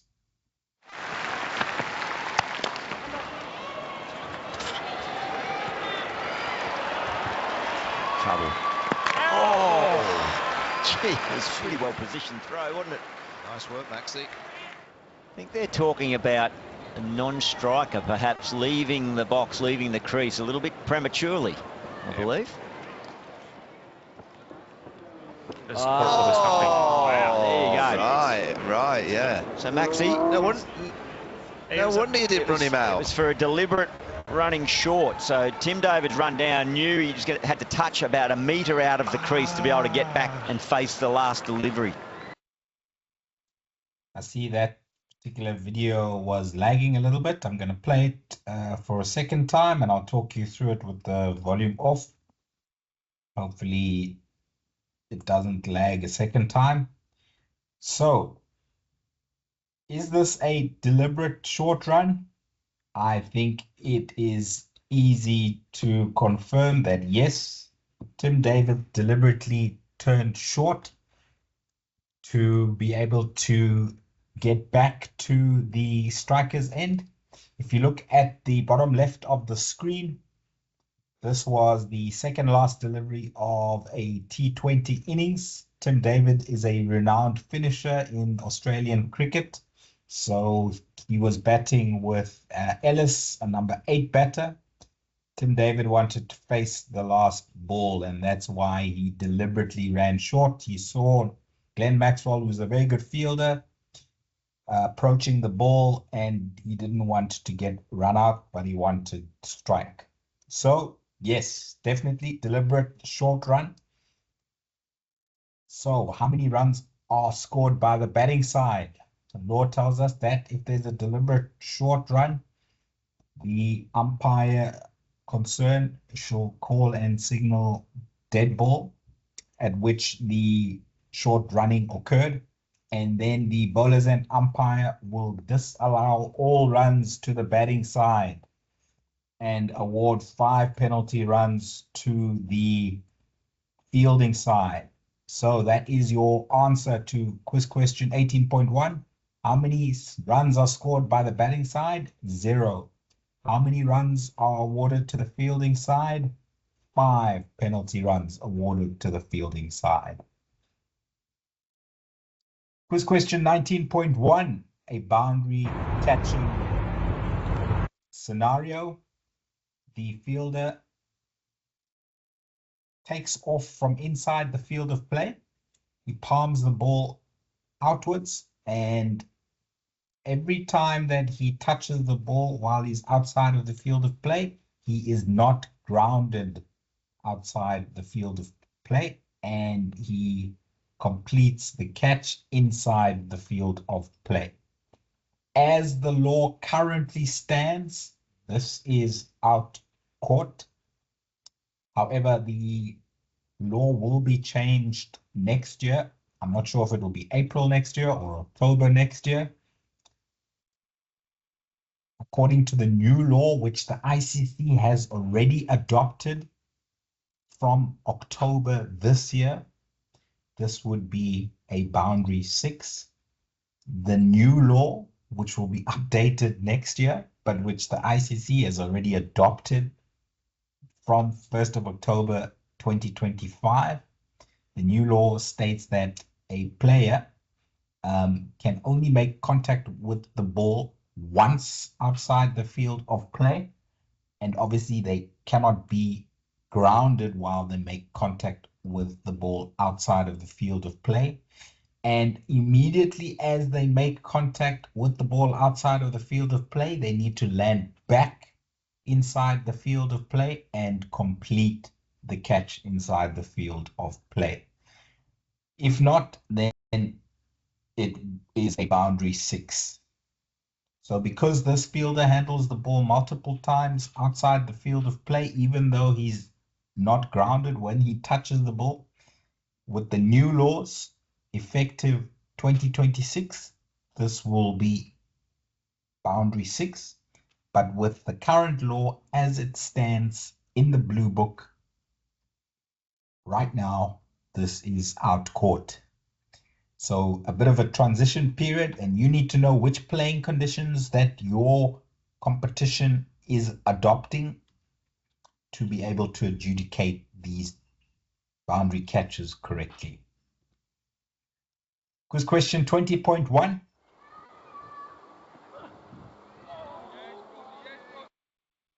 We can see here that the ball is bowled, batter attempts a shot, misses the ball, goes through to the wicket keeper. The wicket keeper doesn't see any opportunity for a dismissal, so he passes the ball to second slip, and second slip sees that the striker has now walked out of his crease. Maybe it was the last ball of the over, or maybe he was just going to do some gardening, and second slip throws the ball at the stumps, and obviously the ball hits the stumps with the batter out of his crease.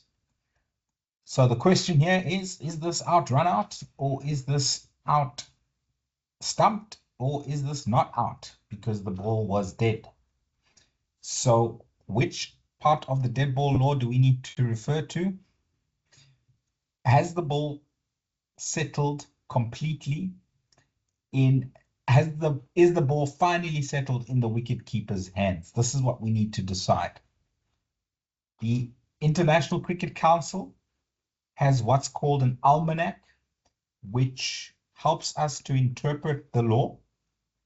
And in its interpretation of this particular law, the almanac states that one of the factors that needs to be considered is, does the wicketkeeper pass the ball onto another fielder for onward transmission to the bowler?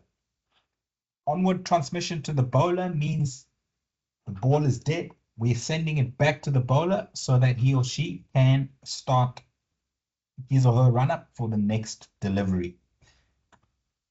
If you look at the body language of all of the players, as the ball lands up in the wicketkeeper's hands, there,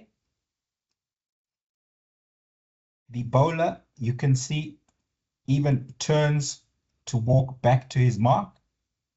The first slip fielder has his hand on the head, considering that the ball passed close to the outside edge of the striker.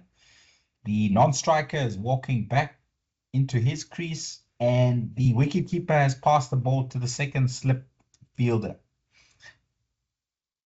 That, if you look at this picture, I'm going to just take it back as the ball is being thrown to the second slip fielder. Even here, when the ball is thrown to the second slip fielder, the striker is still in his crease. Everybody has considered the ball at this moment in time to be finally settled in the wicketkeeper's hands. And we, as the umpires, can also then consider the ball as finally settled in the wicketkeeper's hands. When the wicketkeeper throws the ball to any other team member, starting that chain to get it back to the bowler, we can consider the ball as dead. The ball cannot become alive again suddenly because the batter has left his crease. No. As soon as we have considered the ball dead at one point, nothing further after that matters. Okay, so the correct answer to quiz question 20.1 is not out. Why? Because the ball was dead before the throw by the second slip fielder. Next question, quiz question 20.2. Adam Perore faced a bouncer by Brett Lee many years ago. And the playing conditions and the laws were slightly different back then when it came to bouncers. So don't worry if it's a no ball or anything to that effect. In limited overs cricket, you're allowed 2 bouncers for 50 over matches in an over, and you're allowed 1 bouncer above shoulder height in a T20 match. So what we need to consider here is a couple of things. Do we consider this a serious injury? Should we call and signal dead ball because Adam Perore has been pinned on the side of the head, or at least the helmet has been hit very hard? If we feel that this is a serious injury, then we can call and signal dead ball. Even if we call and signal dead ball after the ball has, or the helmet has, after the wicket has been put down, then we can retrospectively consider the ball dead when the injury occurred, so then it would be not out. But you can see Adam Perore is quite fine physically. Yes, obviously the blow knocked him backwards a little bit, but he walked off the field without any signs of injury. So it would not be a dead ball because of a serious injury. However, law 29, how is the wicket broken? And we will come to this later in our lectures on Monday in lecture number 5. But I threw it in there because it could have been considered a serious injury. The wicket is broken by the striker's person or by any part of his or her clothing or equipment becoming detached from his or her person. Right at the bottom, highlighted in yellow. However, any detached equipment shall not include the striker's protective helmet or any part thereof. That means, strictly according to law, if the wicket is put down by the striker's helmet, it is not fairly broken and the batter will be not out, hit wicket. This law is in place to encourage strikers to always wear helmets, especially against fast bowlers. In fact, the International Cricket Council, Cricket South Africa, and Western Province Cricket Umpires Association make it mandatory for batters facing fast bowlers to always wear a helmet. So in Adam Parori's incident that we've just watched, applied to the current laws of cricket, this would be not out, not because there was a serious injury, but because the wicket was broken by the helmet. And we can see in law 29.2.1.4 that if the wicket is broken by the striker's helmet or any part of the helmet, it will not be considered as fairly broken, therefore not out, hit wicket. Playing conditions for international cricket currently, and Cricket South Africa and Western Province Cricket Umpires Association, they actually delete the highlighted part of this law. So in current cricket at international level, at provincial level, and at club cricket in Cape Town, that would be out, hit wicket, because the highlighted part of this law in yellow is not in the playing conditions I have just mentioned. Okay, so interesting scenarios where the law is different to playing conditions, and we need to know our playing conditions for the competitions that we are officiating in. Last quiz question for the evening is a match that I was actually involved in. This was a T20 Division 2 match between Northern Cape and Southwestern Districts in April 2023, if I remember correctly. And the match was in Kimberley in South Africa. Thomas Carver is the bowler and Johan van Dijk is the striker. This is what happened.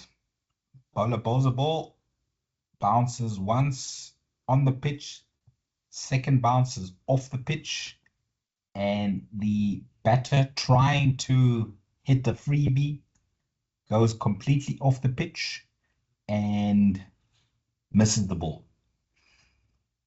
What are the signals that the bowler's end umpire should signal in this scenario? Law tells us that if the ball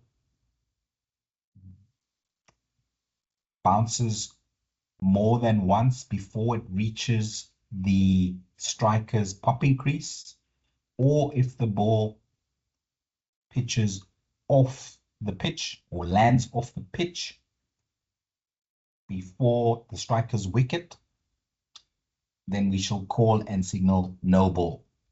Law also tells us that if the batter goes completely off the pitch,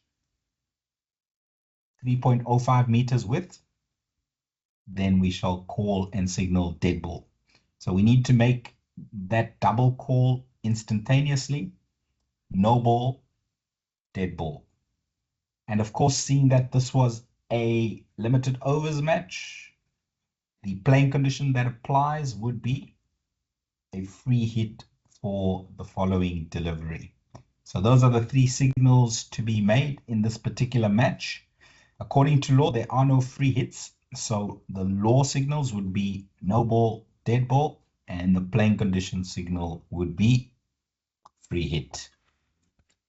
Right, ladies and gents, is a mouthful from myself and Abdullah. Thank you so much for sticking with us. And thank you also to everyone who has posted questions into the chat box, and also everyone who answered the quiz questions. Paul Tace, I see your hand is up. We will get to the hands up in the meeting room after we've gone through the questions in the chat box. So the first question in the chat box comes from N. Kunjravia regarding no ball. The batter swings for the ball after one bounce and misses the ball, and then there is a second bounce which is before the popping crease. Is it still a no ball? Yes, Mr. or Mrs. Kunjravia. It does not matter whether the striker plays a shot and misses, or if the striker hits the ball after the second bounce.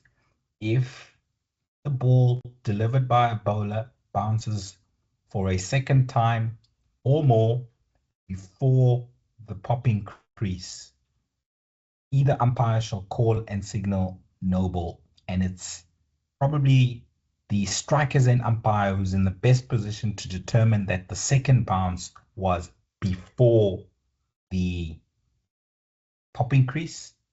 Therefore, help your partner out, call and signal no ball from the strikers end umpire, and the bowlers end umpire will, when the ball is dead, signal no ball to the scorers.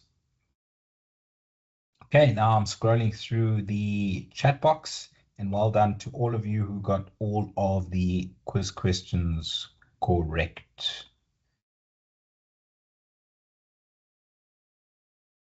Next question is also from Kunjravia. For a fielder's penalty time, does it get carried over into their batting innings? Yes, Kunjravia.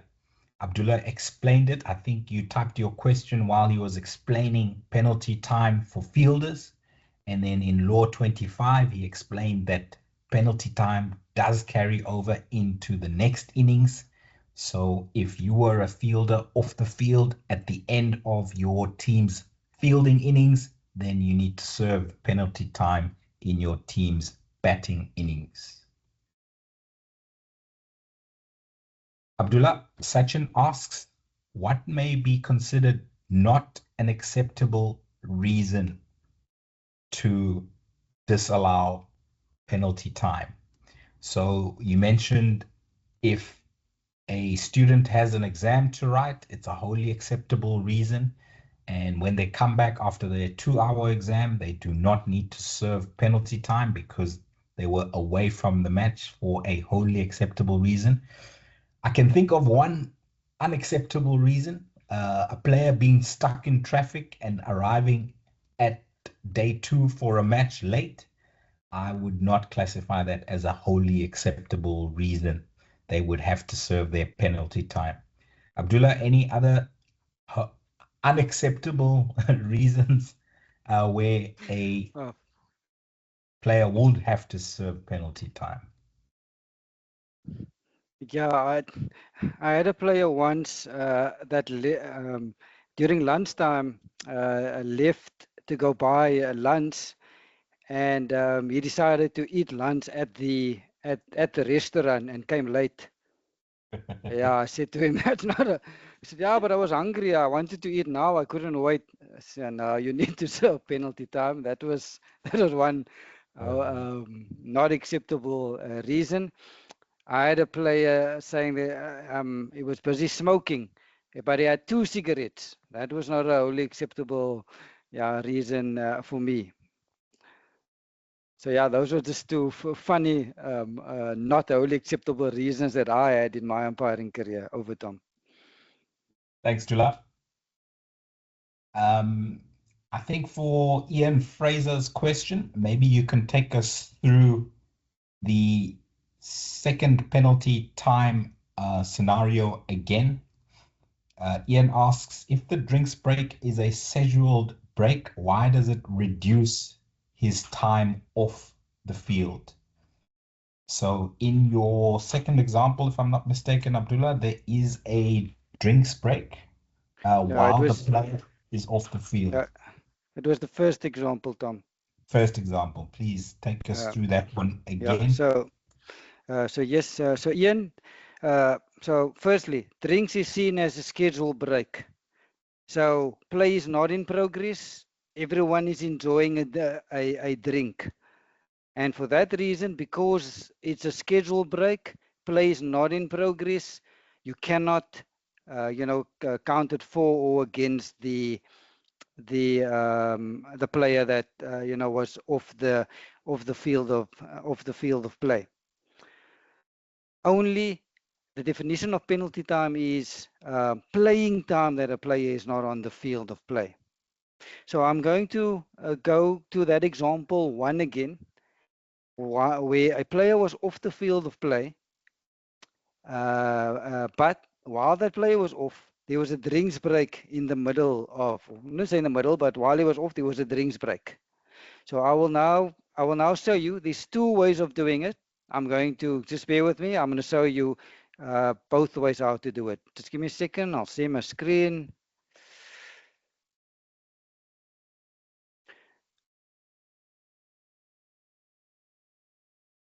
Tom, are you able to see my screen? Yes. Okay.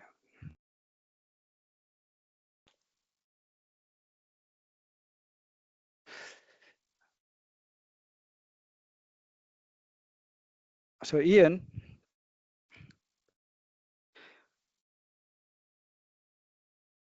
so with Paul being off at 10:50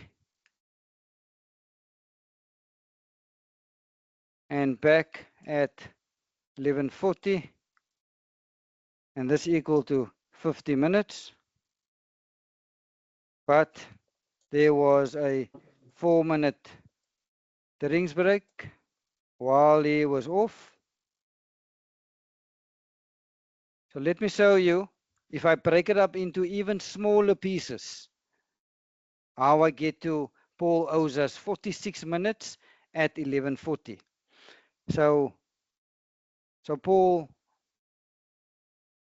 off at 10:50. Drinks at 11:10. So at drinks break, Paul owed us 20 minutes. How did I get 20 minutes? From 10:50 till 11:10, that is 20 minutes. Okay, then there was a drinks break from 11:10 till 11:14. And because this is the scheduled interval, play is not in progress, everyone is enjoying a drink, you cannot count this as penalty time. You cannot add this as penalty time. So the clock will then only start again for Paul from 11:14 onwards. Because from 11:10 till 11:14 is drinks. So clock will restart at 11:14. So clock restarting at 11:14, and he returned at 11:40. So now this equates to 26 minutes. So now if you add the 20 minutes before the drinks break that he owed, plus the 20 minutes after the drinks break, and this equates to 46 minutes. So all I did was I just broke it up into even smaller pieces, and all I wanted to show you here is that in the drinks break, and that 4 minutes drinks break, no play was in progress. You don't count it for or against. You cannot be adding it. So you should not be taking it into account, that 4 minutes. So here I broke it up into smaller pieces. If in the example of another way of doing it, so Paul off for 50 minutes in total, but there was a 4-minute drinks break in the time he was off. So you need to deduct the 4 minutes because it is a schedule break and no play was in progress. So 50 minus 4 equal to 46. Ian, I hope I've answered your question. If Yes, not, thank you, please Abdul. let me know. Yes, thank you, Abdul. Super, thank you. Great stuff. Okay, over, Tom. Thanks, Abdullah. Great question there. Ian, there are no more questions in the chat box. Now we can go for the hand that has been waiting patiently for us. Paul Tace, please unmute your microphone. The floor is yours. Evening, Tom. Evening, Abdullah. Hope you can hear me. Loud and clear. Go ahead. Good evening. And good evening, everybody else. Sorry. In law 23, buys, leg buys, and leg buys not awarded. Batter, the ball hits the batter's pad, sets off for a run, can still be run if he does not get to the other side before the bails are broken. What happens if the ball hits the pad, he sets off on a run, realizing it's going to be called dead ball, turns around and goes back to his crease, but in which time the fielder throws the ball back to his end and breaks the stumps with him short of his ground. Would he still be then called run out? Yes, Paul, definitely out, run out. The reason that the law allows for the batter to complete their run, even though it will not count, is to allow the fielding side to run out either of the batters. So even though he turned around and went back to his original end, because he had not made good his ground back at his end when the wicket was fairly put down, that will be out, run out. So even though the run wouldn't have been awarded if they had crossed and made it, the fact that he is allowed to run, the fielding side is allowed to run either of the batters out, and he was out of his crease when the wicket was fairly put down, that is indeed out, run out. Hope that answers your question, Paul. Yes, it does. Thank you very much, Tom. You're welcome. Great. I do not see any more questions in the chat box. I do not see any more hands in the meeting room. There is one more hand. Rifat, he's been quiet on Monday and he was quiet today up until now. Rifat from Bangladesh, please unmute your microphone. The floor is yours. Thank you, Tom. Good evening. Tom, I want to know that in Test match cricket, in a day, maximum 90 overs to be bowled. If there is a shortage of over, after the end of the scheduled time, suppose 5 p.m. match will end first day, but there is 5 to 10 more overs to be bowled. Is to extend to complete that over? Is it allowed? So Abdullah, test match playing conditions stipulate that 90 overs should be bowled in a day. And if we reach our scheduled close of 5 p.m. and we've only bowled 82 overs, what happens next? Are we allowed to continue or should we go off the field of play? And what happens the following day? Do we add those overs that we didn't get in to the next day's play? Please take us through test match playing conditions to get overs in, Abdullah. Yeah, so just to confirm again, this is playing conditions pertaining to test match cricket, and it's not in the law. So the playing conditions as per test match cricket is need to bowl fielding side or needs to bowl 90 overs in the day. So you get 6 hours to bowl your 90 overs. At test match level, they play 6 hours, 3 sessions, 2 hours per session. So let's say close of play is starting time is 10 o'clock and close of play is 5 o'clock. Then there's another playing condition that allows you a maximum of 30 minutes. Once you get to 5 o'clock and you haven't completed your overs, the playing condition then gives you a max of 30 minutes to see if you can complete your 90 overs in the day. So in an example of you get to 5 o'clock and you've only bowled 80 overs. What happens next? Play will now continue because the playing condition allows you to play a maximum of 30 more minutes to see if you can complete your overs. So now you get to 5, you've only bowled 80. So now you get to 5:30 because that's the latest you can play, because the playing condition only allows you a maximum of 30 minutes to see if you can complete your 90 overs in the day. So now we get to 17:30 and we've only completed 87 overs. So now what happens? Because you only allowed a max of 30 minutes, it will be time or stumps at 17:30. Yes, you've only bowled 87 overs. You should have bowled 90. That 3 overs is unfortunately lost to the game. You didn't lose any time on the day. Overage was slow. There are other penalties that deals with if a side bowls their overs slowly. You will start normal time 10 o'clock on day 2, and yes, you lost that 3 overs, but unfortunately you will not make up those 3 overs. Over, Tom.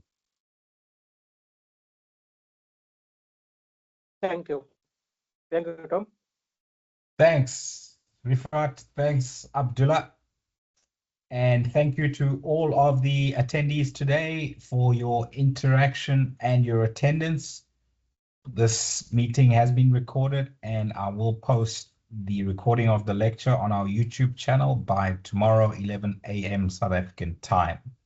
We will reconvene next week, Monday, same time, same place, same Microsoft Teams meeting link. Have a great weekend. Until then, see you on Monday. Thank you and goodbye.